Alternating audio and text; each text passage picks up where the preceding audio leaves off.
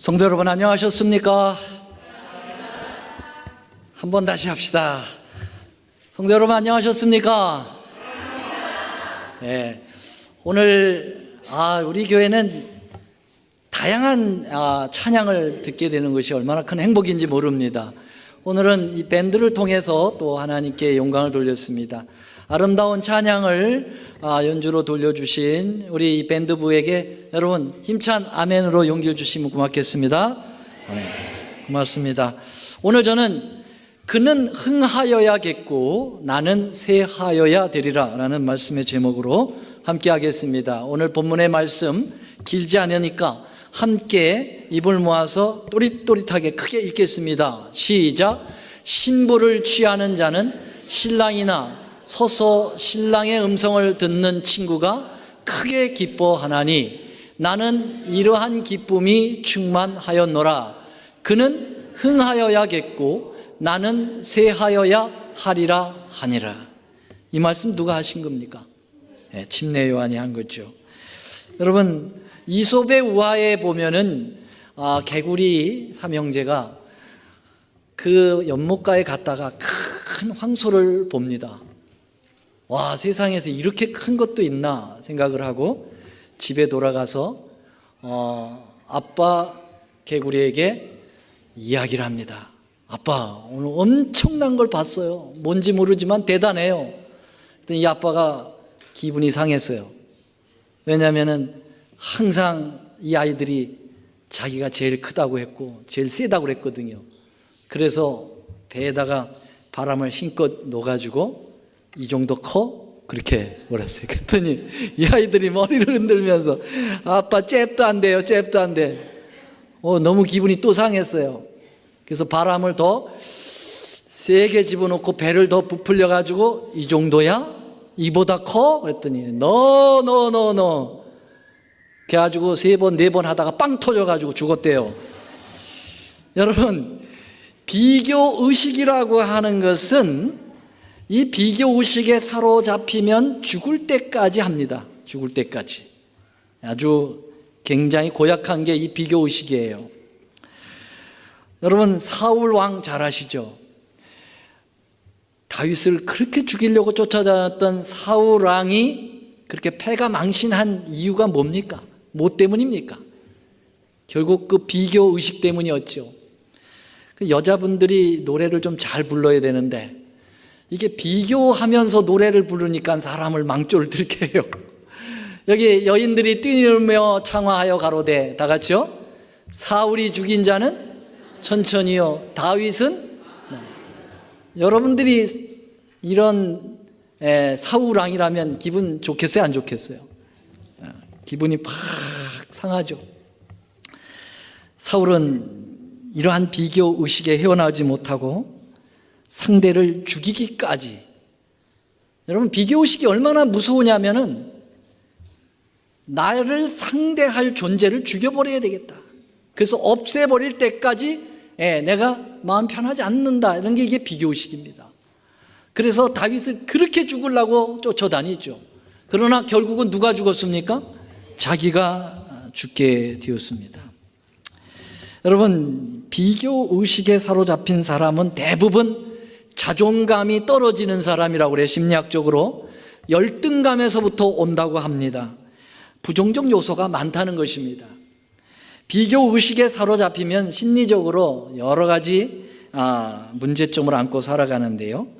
이 비교의식은 정상적인 삶을 불행으로 스스로 몰고 가는 그러한 악습입니다. 한마디로 얘기하면 사람은 상대적 빈곤을 느끼게 돼 있다고 그랬죠. 어느 교회 목사님이 자기 교회에 대하는 대학생들을 대상으로 상담을 했는데요. 한 대학생에게 이렇게 물었어요. 이제 대학생이 되니까 행복하지? 그 고3병에서 헤어난 게 얼마나 행복해. 이제 공부 제대로 안 해도 되고. 그랬더니 이 아이가 뭐라고 그랬냐면은 에휴 대학생이 되면 뭐 합니까? 지방학교인데요. 그랬어요. 그래서 서울에 다니는 대학생을 상담으로 했어요. 행복하지? 서울에 있는 대학을 다니잖아. 그랬더니 이 학생이 뭐라고 그랬는지 아세요? 에휴, 그럼 뭐해요? 서울대학도 아닌데. 그러는 거예요. 그 교회가 굉장히 컸나 봐요. 그래서 서울대학 다니는 학생 붙들고 서울대학 다니니까 얼마나 행복해. 그랬더니 그 아이가 뭐라고 그래요? 에이, 의대도 아닌데요, 뭐. 그러는 거예요. 그래서 서울 의대 다니는 학생 붙들고 행복하지? 그랬더니 뭐라고 그랬는지 아세요? 아유, 수석도 아닌데요, 뭐. 그래서 끝없는 이 비교 의식은 행복함에도 불구하고 불행하게 만들어 가는 거죠, 자기를. 두 번째로 비교 의식은 싸움의 시작입니다. 비교를 하게 되면 싸워지기 시작합니다. 지금 말씀드린 사울왕도 비교를 당하니까 싸우잖아요. 죽이도록 싸우죠. 어느 부부가 오랜만에 데이트를 했습니다. 저녁도 같이 먹고 영화도 같이 보고 즐거운 데이트도 하고 참 분위기 좋았어요. 그러면서 이제 돌아오고 있는데 차 중에서 이 아내가 이런 얘기를 하는 거예요. 아유, 내 친구는 복도 많아. 지난번 5천 스퀘어피트 집을 90만 불에 샀대. 근데 남편이 또 요번에 생일 선물로 벤츠 사줬다나? 당신도 알잖아.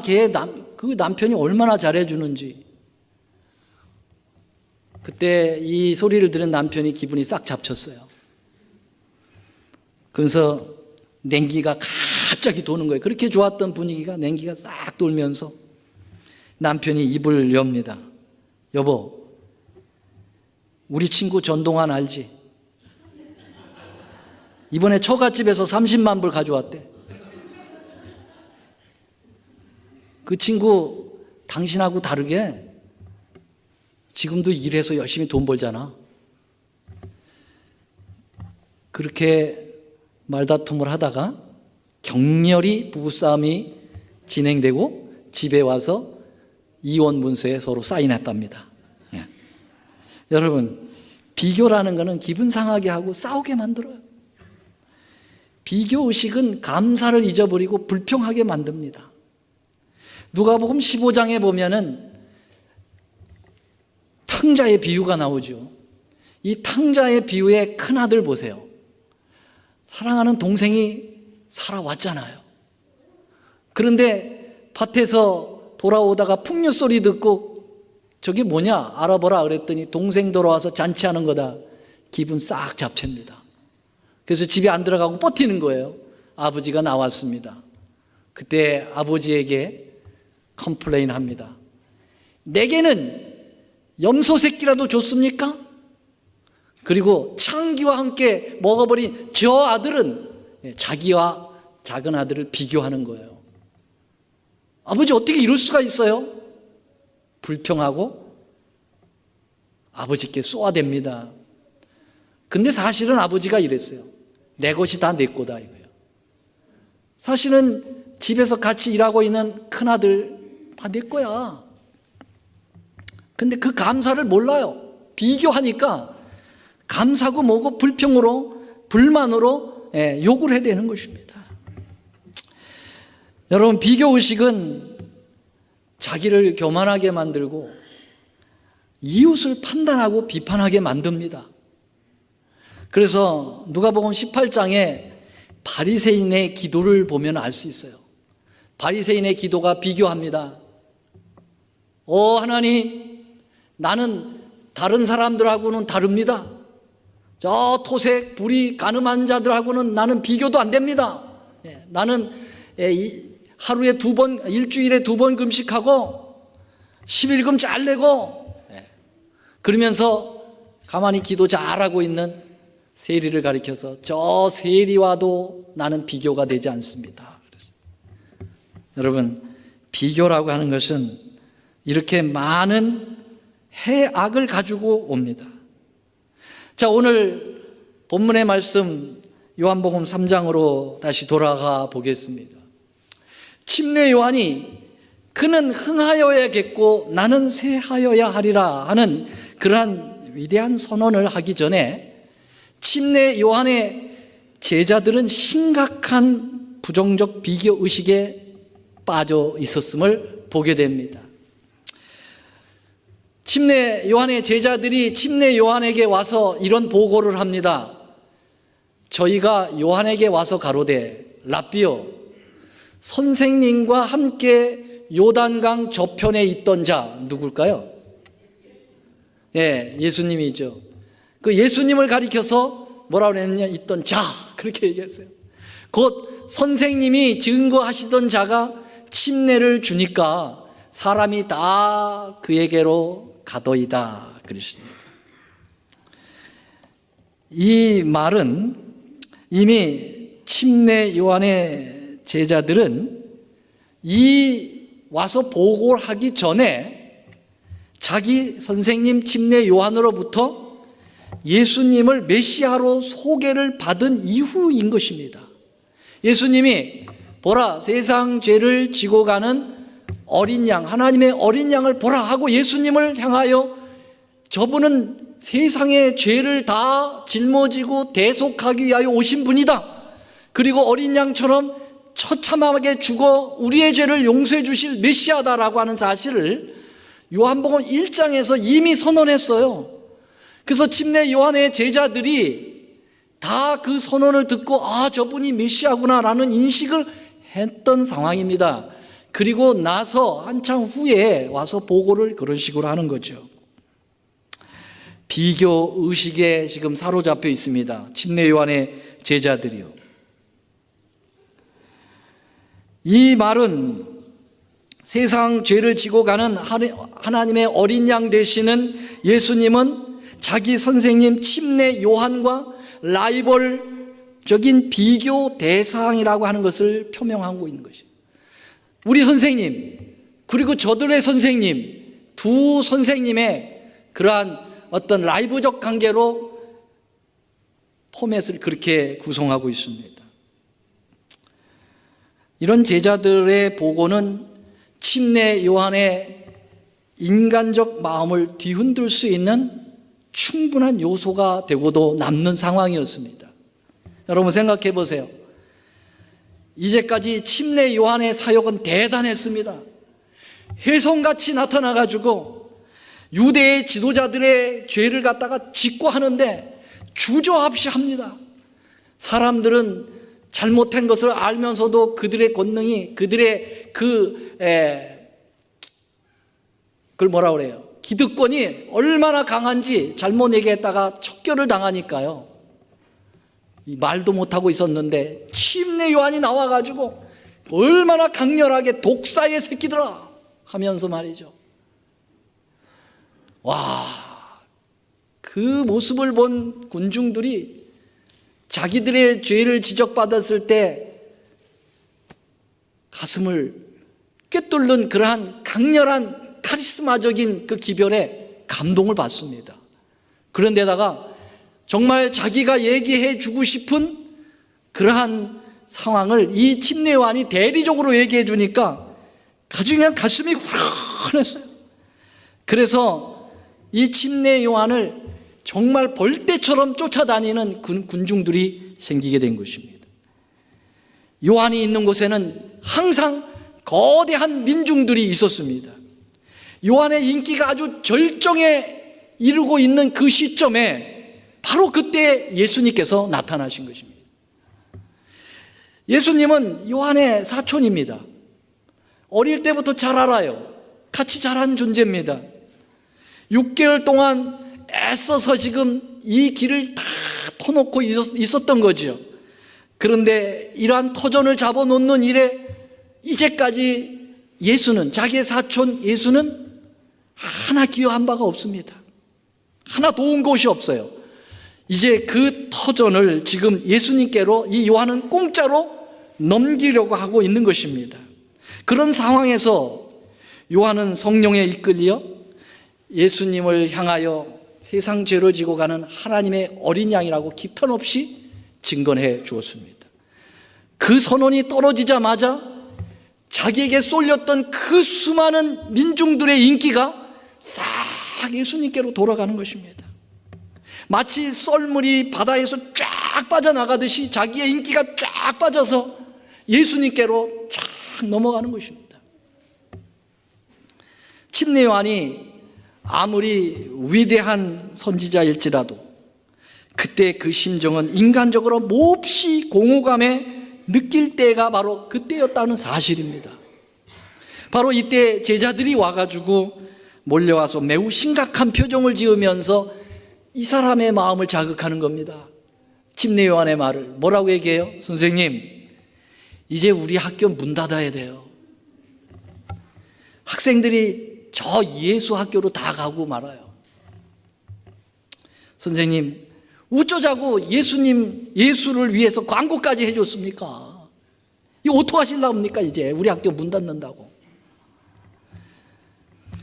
이때 침례 요한이 부정적 비교 의식을 가졌다면은 그는 여기서 크게 흔들렸을 거예요. 여러분, 인간은 약합니다. 아무리 위대한 선지자라 할지라도 약합니다. 그러나 여러분, 비교 의식에는 부정적 비교 의식만 있는 게 아니에요. 비교 의식에는 긍정적인 의식도, 비교 의식도 있다는 사실이죠. 사람은 함께 어울려 살기 때문에 어차피 비교됩니다. 네, 어차피 비교돼 있어요. 비교를 안 하려고 해도 비교되는 게 사람의 관계입니다. 그런데 이 마귀가 이 비교를 부정적으로 계속 이끌어서 죄로 몰고 가는 거지요. 그래서 아까 이야기한 그러한 교만, 자만심, 그리고 남을 불평하는 마음, 자기를 불행하게 만드는 것, 이런 것 쪽으로 계속 마귀는 몰아갑니다.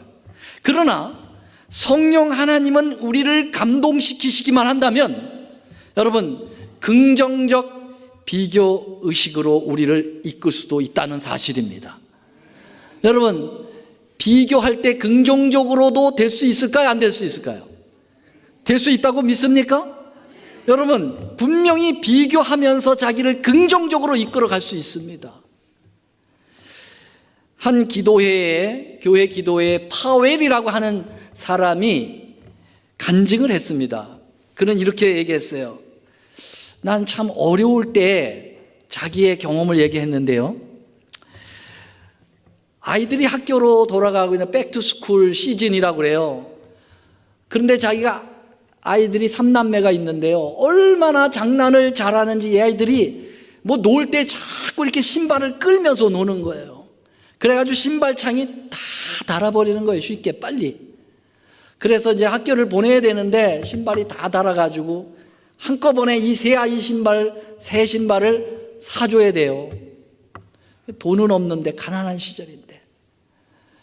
그런데 조금 있더니 아내가 뭐라 그러냐면 부엌에서 몰맨 소리로, 여보, 우리 세탁기 고장났어, 그러는 거예요. 야, 이 신발 사줄 것만 생각해도 골치 아파 죽겠는데 세탁기까지 고장이 났어.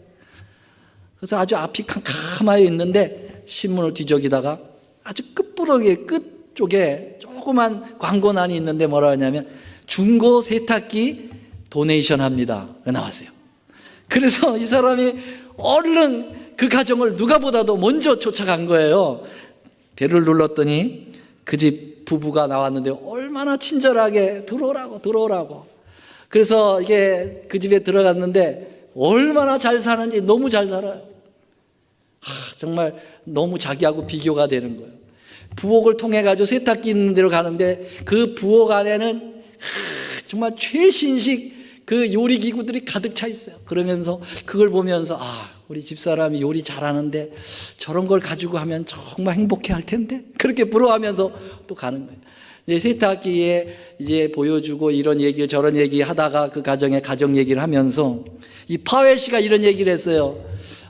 우리 애는 그냥 개구장이 세 아이가 있는데 얼마나 이게 개구장이 노릇을 하는지 신발을 다 끌어가지고 쉽게 다 떨어져서 이제 새 학교에 가야 되는데 신발 살 줄 돈도 없고 막 이렇게 한탄을 했어요.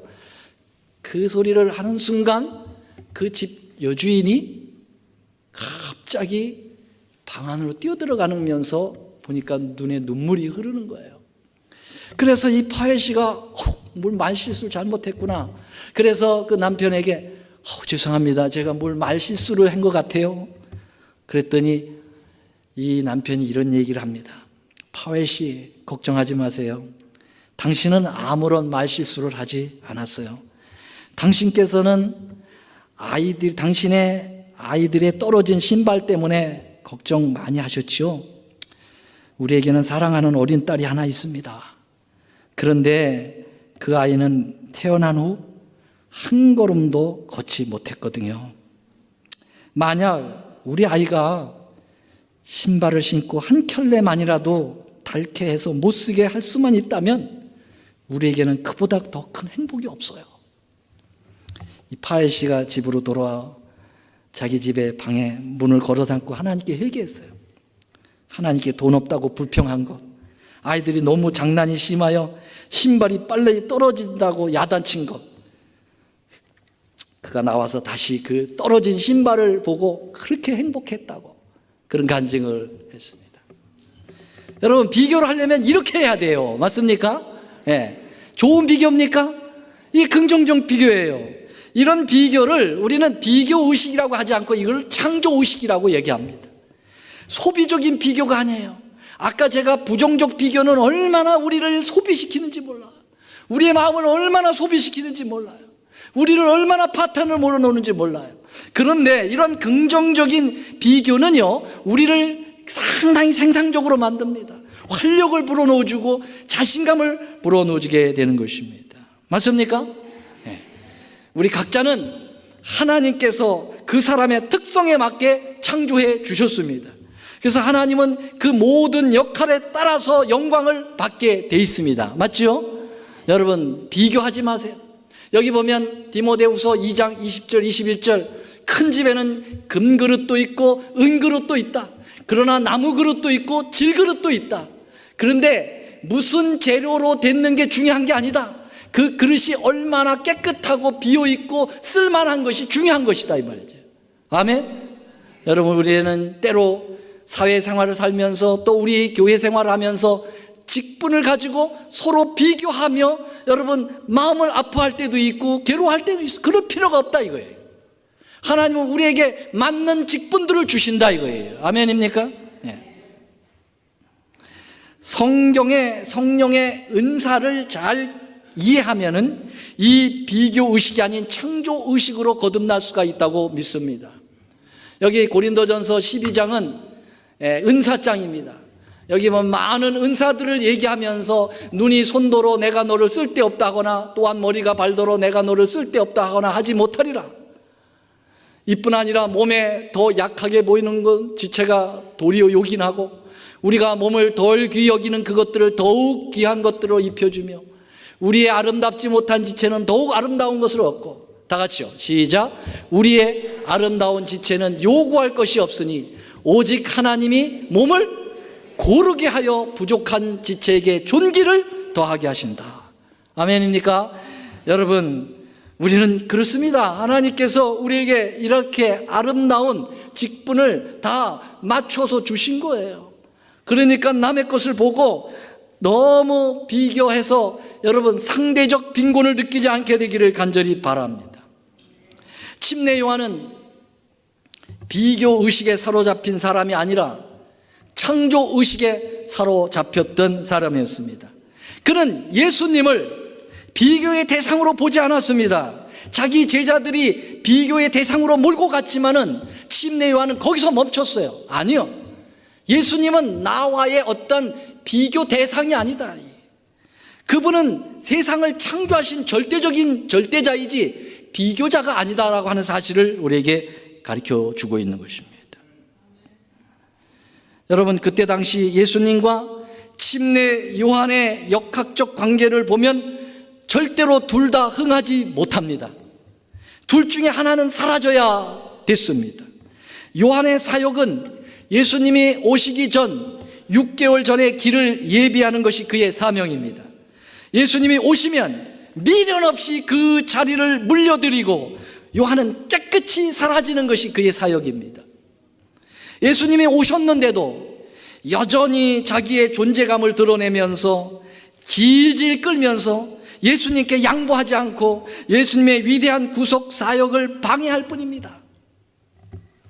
요한이 사라지지 않으면 민중들의 인식이 예수님의 경쟁 구도로 접수하게 되기 때문에 예수님께서 마음 놓고 당신의 구속 사역을 이룰 수가 없어요.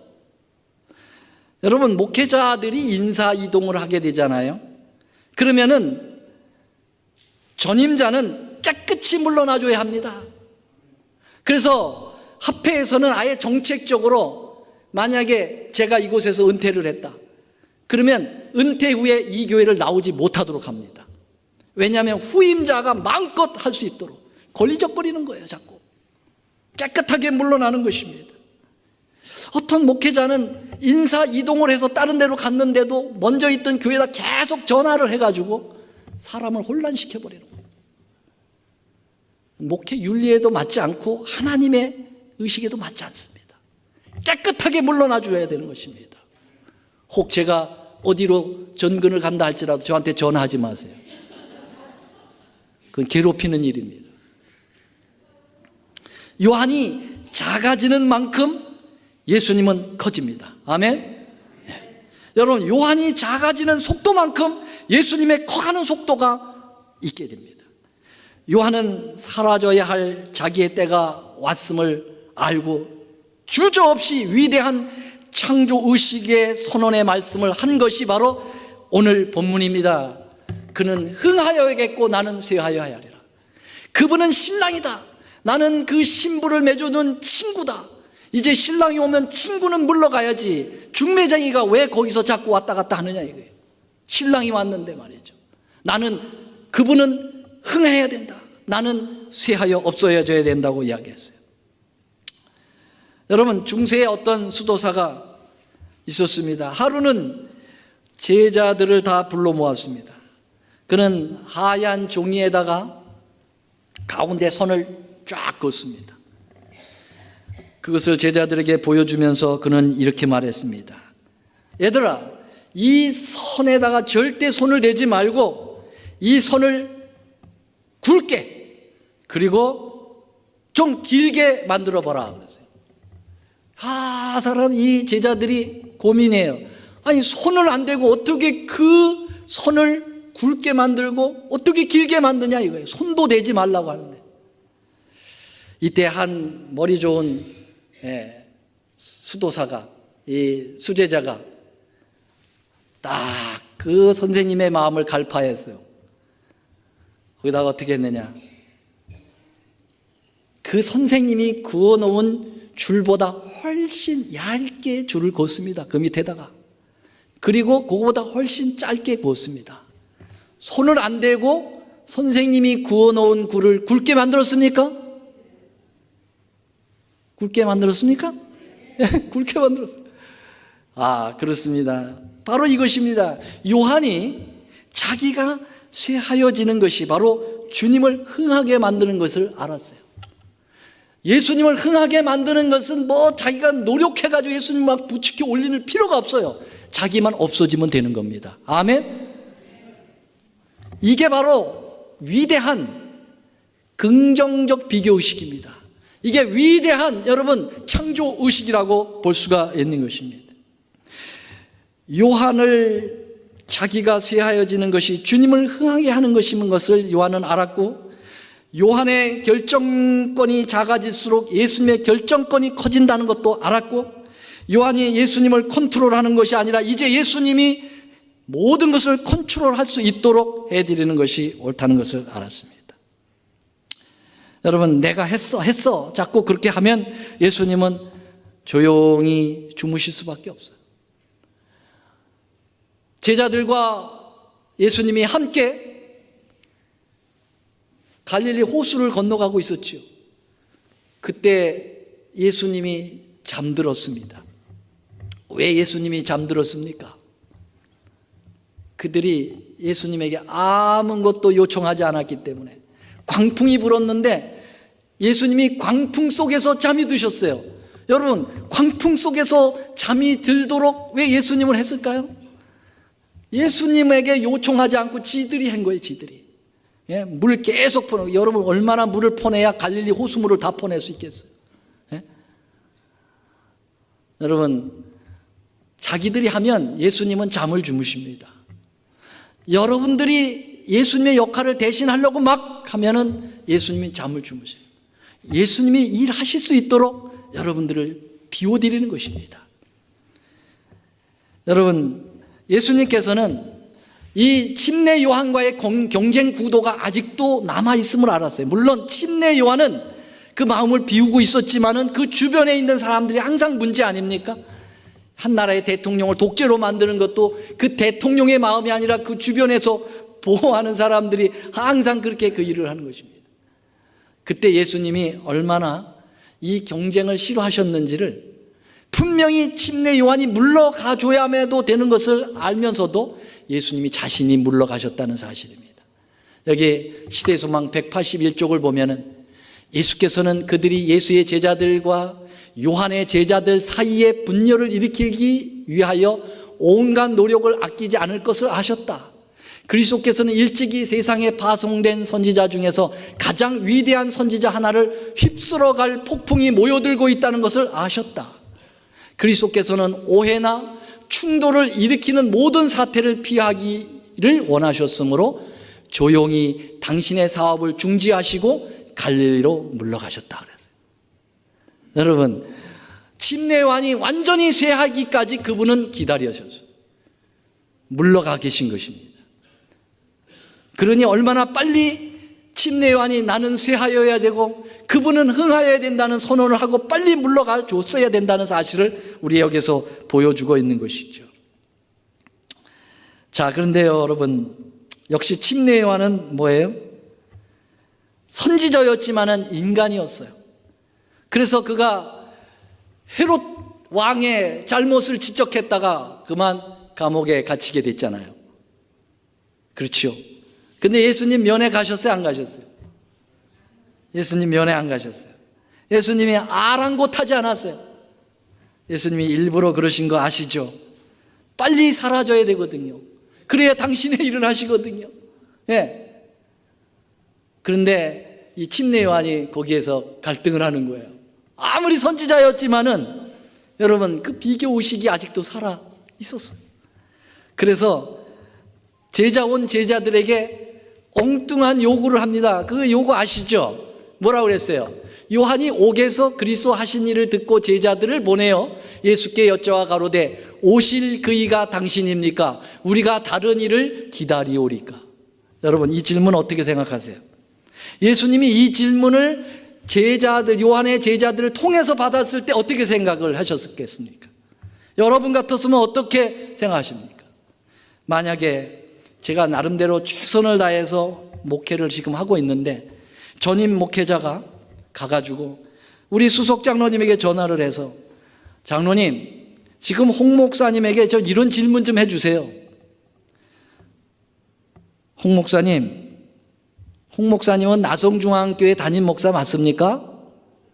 아니면 다른 목사님을 기다리오리까? 이렇게 질문해달라고 전임자가 전화 왔다. 그걸 제가 들었다. 어떻게 생각하세요? 어떻게 생각하세요? 기분이 좋겠습니까? 그 무슨 소리예요, 그 말은? 당신 목회 제대로 못하고 있구만. 빨리 가야지. 다른 사람 오게. 그런 얘기 아닙니까? 여러분, 예수님에게 지금 질문 던진 게 요한이 던진 질문이 그런 질문이에요. 아니, 당신 메시아 맞아요? 아니면 다른 메시아 기다릴까? 이거는요, 여러분, 우습게 보일지 모르지만은 이 질문은 예수님을 모독하는 질문이에요. 예수님에 대한 메시아관에 대하여 의심하고 있다는 거예요, 지금. 맞습니까? 맞습니까? 와, 참말로. 이게 그 위대한 선지자 중에 선지자가 한 말입니다. 여러분, 인간은 이렇게 약해요. 그런데 여러분, 더 놀라운 것은요, 이 질문을 요한의 제자들이 와서 예수님께 했을까, 안 했을까요? 했죠. 예수님이 이 질문을 듣고 뭐라고 반응을 했습니까? 야, 그놈 고약한 놈이구만. 내가 이제까지 잘 봐줬는데, 야, 이게 인간이 아니구만. 저 같으면 그렇게 얘기하겠어요. 인간이 아니네, 이거. 인간이 어떻게 같은 목회자로서 이럴 수가 있어? 그렇지 않아요? 근데 예수님의 반응이 이렇습니다. 예수께서 대답하여 가라사대 너희가 가서 듣고 보는 것을 요한에게 고하되 소경이 보며 안지맹이가 걸으며 문둥이가 깨끗함을 받으며 기머리가 들며 죽은 자가 살아나며 가난한 자의 복음을 전파된다 하라. 다시 말하면 내가 지금 메시아 역할 잘하고 있다고 얘기해라. 내가 잘하고 있다고 얘기하라. 누구든지 나를 인하여 실족하지 아니하는 자는 복이 있다. 요한을 걱정해 주는 거예요. 그것 때문에 마음에 심란하게 생각하지 말고 나를 믿으라고 얘기해 주라 이거예요. 저희가 떠남에 예수께서 무리에게 요한에게 대하여 말씀하시되 뭐라고 얘기해요? 너희가 무엇을 보려고 강해에 나갔느냐? 바람에 흔들리는 갈대냐? 쭉 얘기하면서 요한에 대하여 평가를 다시 해줍니다. 그러면 너희가 어찌하여 나갔더냐? 선지자를 보기 위해서냐? 옳다. 내가 너에게 이르노니 선지자보다 나은 자니라. 누가요? 그렇게 얘기했음에도 불구하고 침례 요한을 선지자보다 나은 자라고 평가했습니다. 그리고 내가 진실로 너에게 말하노니 여자가 낳은 자 중에 침례 요한보다 큰 이가 일어남이 없다. 여러분, 예수님의 창조 의식에서 나오는 평가입니다. 아멘입니까? 상대가 자기를 그렇게 무시하고, 여러분 그것도 영적으로 정말 서야 될 존재가 그렇게 예수님을 깔보고 무시해버렸던 그러한 사람을 주님은 여전히 평가하지 아니하고 그를 갖다가 옳게 세워주시는 모습입니다. 아멘. 이게 그릇이에요. 이게 예수님이에요. 이게 예수님을 믿어야 될 사람들의 모습입니다. 아멘입니까? 참 놀라운 일이죠. 침례 요한이 주님의 이 말씀을 듣고 그는 비교의식에 잠깐 접하였다가 크게 강탈을 맞았어요. 아, 그렇구나. 그래서 그는 다시 창조의식으로 돌아가서 분연히 자기의 죽음 앞에 의연하게 섰을 것입니다. 그리고 소리 없이 사라져 가 버렸습니다. 만인의 기억 속에서 새하여져 갔습니다. 사랑하신 여러분, 우리도 때때로 예수님과 그분의 사업을 나의 비교적 의식에 자꾸 첨가시킬 때가 있습니다. 내가 나를 위한 시간보다 주님을 위한 시간에 너무 투자하는 거 아닌가? 이거 내가 너무 이 교회에다가 열심을 부리는 거 아니야? 여러분, 이거는요 예수님과 자기를 경쟁 구도로 만드는 거예요. 이거는 정말 있어서는 안 되는 일입니다. 내가 나를 위하여 사용하는 금전보다 내가 하나님 앞에 드리는 헌금이 너무 많은 거 아니야 이거? 그래서 걱정돼. 이래다가 나 망하는 거 아니야? 절대 그렇지 않습니다. 여러분 하나님의 사업과 자기의 사업을 비교하지 마세요. 비교 대상이 아닙니다. 하나님의 사업은 절대적인 거예요. 아멘입니까? 여러분, 내가 알리는 것보다, 나를 알리는 것보다 주님을 알리는 것에 내가 너무 열심을 내는 게 아니야? 아니죠. 주님은 우리의 경쟁자가 아니십니다. 그분은 우리에게 비교당하고 싶어 하지 않으십니다. 예수님은 상대적 존재가 아니고 절대적 존재라고 하는 사실을 믿으셔야 합니다. 아멘입니까? 베드로는 비교의식이 강한 사람이었어요. 그래서 예수님이 성만찬 예식 끝나고 뭐라 그랬어요? 얘들아, 오늘 닭 2번 울기 전에 너희가 나를 3번 부인하리라. 나를 모두 버리리라. 그렇게 얘기했죠. 날 모두 버리리라. 그때 누가 나섰습니까? 누가 나섰어요? 베드로가 나섰어요. 베드로가 뭐라고 그랬느냐면은 대답하여 가로되 다 주를 버릴지라도 나는 언제든지 버리지 않겠나이다. 비교입니까? 비교했어요? 이 친구들 다 주님 버릴지라도 난 안 버립니다. 비교했어요. 비교의식에 사로잡힌 사람이었어요. 저는 딱 벌써 이 이야기를 했을 때 저 베드로 벌써 분명히 저 실패할 거다. 그 뒤에 안 읽어봐도 뻔합니다. 이런 사람들 실패합니다. 여러분, 주님이 얘들아 너희들 다 나를 버릴 거야 그러면 이렇게 얘기해야 되죠. 주님, 아니 그게 무슨 말씀입니까? 여기 요한도 있지 않습니까? 여기 훌륭한 안드레도 있지 않습니까? 여기 마태도 있지 않습니까? 예, 저를 제가 부인할지라도 이 사람들이 있는데 이렇게 얘기해야지. 예? 요 인간들을 싹 부인하더라도 나는 안 난다. 야, 이래. 예수님이 너 오늘 닭 2번 울기 전에 3번 나 부인해 그랬어요. 여러분, 이렇게 비교의식에 쌓여 있었던, 그래서 실패한 베드로, 예수님이 다시 찾아오셨어요. 갈릴리 호숫가로 찾아오셨어요. 부활하신 다음에 예수님을 이 부인했던, 3번 부인했던 이 베드로를 완벽하게 회복시켜주기 위해서 오신 거예요. 예수님이 다른 사람 위해서 오셨다기보다는 베드로 위해서 오신 거예요. 그래서 베드로가 다시 회개를 진정하게 할 수 있도록, 돌이킬 수 있도록 모든 세팅을 다 끝냈습니다. 여러분, 그 갈릴리 해변가에다가 뭘 해놨습니까? 숯불을 펴놨어요. 숯불을 고기 굽기 위해서 펴놨을까? 아니요. 그 숯불을 냄새를 맡으면서 베드로가 뭘 기억하도록, 예수님 3번 부인할 때 대제사장 옆에서 숯불째다가 부인했거든요. 그 세팅을 해놓으신 거예요, 예수님이. 여러분, 예수님이 얼마나 완벽하시고 우리를 완벽하게 사랑하시는지를 보여주는 거예요. 그래서 숯불을 쫙 펴놓으시고, 예? 그리고 그 숯불 냄새 맡으면서 네가 무슨 짓을 했었던지 기억해달라는 거죠. 그리고서는 조반 후에 예수님이 딱 베드로 어깨에 딱 끼어차고 베드로에게 얘기합니다. 뭐라고 얘기합니까? 이렇게 얘기합니다. 요한의 아들 시몬아, 다 같이 읽을까요? 내가, 시작, 내가 이 사람들보다 나를 더 사랑하느냐. 비교법을 썼습니다. 이 사람들보다 너를 사랑. 이거 왜 썼는지 아시죠? 뭐 기억하게 만드는 거예요? 이 사람들 다 부인해도 나는, 그렇게 얄팍한 정신을 가진 베드로에게 비교법을 써서 네 그 비교가 얼마나 잘못된 비교인지를 회복시켜 주시는 것입니다. 아멘. 아, 예수님 멋쟁이에요.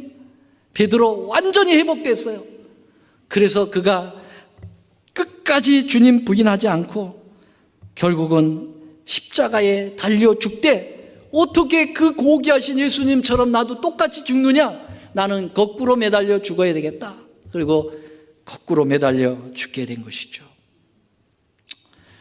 사랑하신 여러분, 예수님은 우리의 비교 대상이 아닙니다.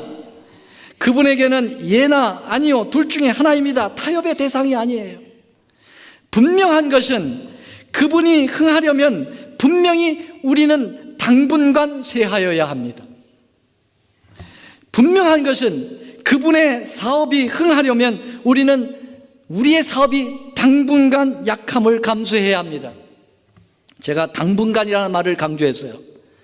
이 말을 제가 넣은 이유는 침례 요한이 쇠하여 간 것은 영원히 쇠한 것이 아니라는 거죠. 맞습니까? 여러분, 침례 요한이 목이 끊어져서 죽는 쇠함이 영원하다면 그것은 주님은 무리한 요구입니다. 그렇게 하지 않으셨어요. 여러분, 침례 요한은 하늘에서 가장 큰 자로 여전히 존재할 것을 주님은 확신시켜 주셨습니다. 아멘. 그러니까 여러분, 당분간 우리 주님을 위해서 내가 쇠하여진더라도 억울하지 말고 가감히 쇠하여지시게 되기를 바랍니다. 그러면 주님이 커지시고, 그리고 우리를 영원토록 우리를 흥하게 만들어 주시는 것입니다. 아멘입니까? 네. 여러분은 쇠하시고 예수를 흥하게 하십시오. 그러기 위해서는 우리의 삶 속에 언제든지 예수님만 보이시도록 하시게 되기를 간절히 바랍니다. 누가복음 9장 35, 36절에 변화산상에서 예수님께서 제자들에게 이렇게 보이셨어요. 소리가 그침에 오직 누구만 보이시더라? 예수만 보이시더라. 여러분의 삶 속에 예수님만 흥하고 예수님만 능력이 있게 되도록 여러분들이 주님께 전적으로 맡기고 자아를 쇠하여 가시게 되기를 간절히 바라면서 말씀을 드리겠습니다. 사랑의 우리 하나님, 주님은 우리의 경쟁자가 아니십니다. 우리를 창조하시고 전적으로 우리를 위하여 돌아가신 분이십니다. 아버지요, 우리는 죄된 비교의식 때문에 사람들하고의 비교도 다 못하고 심지어는 하나님과도 비교하려고 하는 못된 습성이 우리 애들에게 있습니다. 용서하여 주시옵소서. 주님, 우리에게 창조의식을 심어주셔서 그러한 일들을 통해서 오히려 우리에게 활력을 얻고 주님을 높이고 사람들을 사랑하는 그러한 사람들이 되도록 도와주시옵소서. 이제는 우리 하나님의 크신 사랑과 예수님의 다함이 없는 은혜와 성령님의 감화교통하심이 하나님을 사랑하는 이 모든 백성들 위해 이제로부터 영원히 함께하옵시기를 예수님의 이름으로 간절히 축원하옵나이다. 아멘.